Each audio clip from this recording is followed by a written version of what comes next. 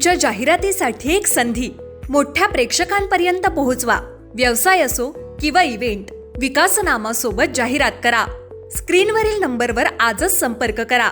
विकासनामा, तुमचा आवाज, तुमची जाहिरात. तसंच विकासनामाला सबस्क्राईब करा आणि अपडेटेड रहा. नमस्कार, मी विकास मिरगणे. विकासनामा डिजिटल प्लॅटफॉर्ममध्ये आपलं सर्वांचं स्वागत. चर्चा करतोय आपण खोपोलीच्या मंगेश काळुके हत्या प्रकरणामध्ये. मंगेश काळुके हे आपले कर्जतमधले टाकव्याचे होते. त्यांचे वडील तिकडे काम करत असल्यामुळे ते स्थायिक झाले. त्यामुळे मंगेश काळुके यांच्या हत्या प्रकरणामध्ये 9 आरोपींना अटक करण्यात आलेले आहे. सध्या तरी मंगेश काळुके यांच्या हत्येनंतर जे सगळं प्रसंग ओढवला परिवारावर असेल, खोपोलीकरांवर असेल किंवा साईबाबा नगरवर असेल, ज्या काळामध्ये हे सगळी परिस्थिती निर्माण झाली, म्हणजे ती नियंत्रण आणण्यात पोलिसांना यश जरी मिळालं असलं तरी परिस्थिती खूप अशी इतकी वाईट होती की पोलिसांना हे सगळं नियंत्रण आणण्यात खूप मेहनत करावी लागली. मुंबई पुणे जुना एक्सप्रेसवे जे आहे त्यावेळेला तो रोखला गेला होता.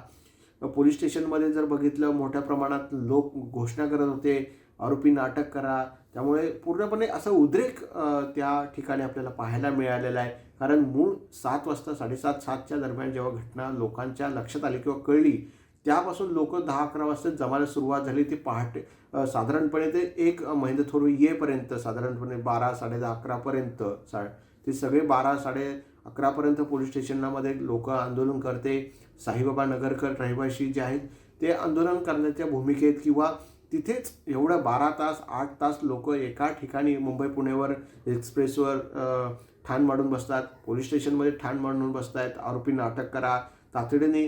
हे खूप म्हणजे एक महत्त्वाचं आहे. म्हणजे तो नेता जो माजी नगरसेविकांचे पती आहेत, मंगेश काळुके, शिवसेनेचा पदाधिकारी आहे शिंदे गटाचा, त्याच्या लोकांसाठी इतके लोक रस्त्यावर उतरले साईबाबा नगरमधले. हा एक महत्त्वाचा आहे. कारण आपण बघितलं राज्याच्या किंवा राजकारणामध्ये आपण पाहतो असतो की राजकीय नेत्यांच्या भोवती फार लोक त्या कालावधीपर्यंत असतात, एखाद्या मर्यादेपर्यंत असतात किंवा एखाद्या प्रसंगापर्यंत असतात. परंतु इथे जेव्हा त्यांची हत्या झाल्यानंतर सगळे महिला किती संख्येने उपस्थित होत्या.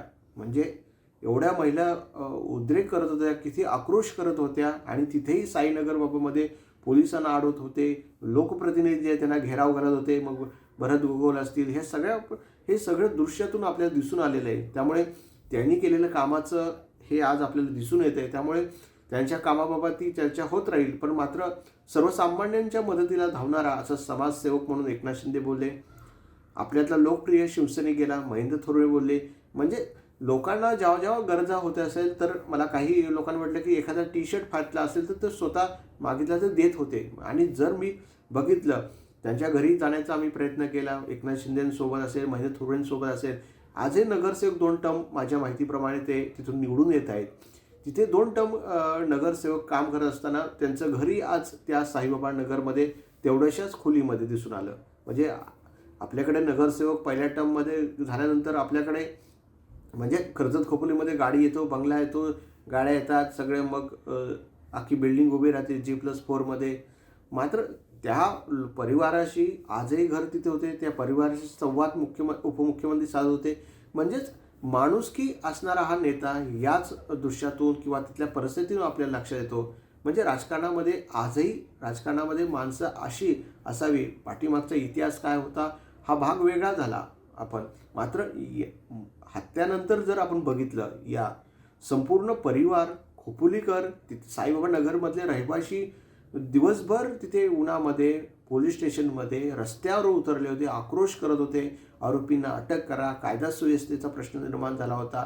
त्यामुळे अशा परिस्थितीमध्ये एखादा आपला नेता जातो, आपला कार्यकर्ता जातो किंवा आपल्या गावातला एखादा परिवारातला कुटुंब जातं, त्यावेळेला त्याच्या मदतीसाठी हे सगळे लोक रस्त्यावर उतरले.